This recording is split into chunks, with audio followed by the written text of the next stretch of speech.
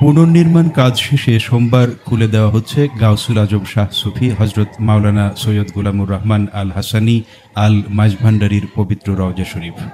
শাহ সুফি হজরত মাওলানা সৈয়দ গোলামুর রহমান আল হাসানি আল মাঝভান্ডারীর রওজা শরীফ আশেকানে মাঝভান্ডারীর মুরিদান ও জায়রিনদের জিয়ারতের জন্য খুলে দেওয়া হচ্ছে। সেই সাথে সোমবার মাঝভান্ডার শরীফ শাহী ময়দানে আশেকানে মাঝভান্ডারী অ্যাসোসিয়েশনের আয়োজনে 12ই রবিউল আউয়াল পবিত্র ঈদে মিলাদুন্নবী সাল্লাল্লাহু আলাইহি ওয়াসাল্লাম পালিত হবে।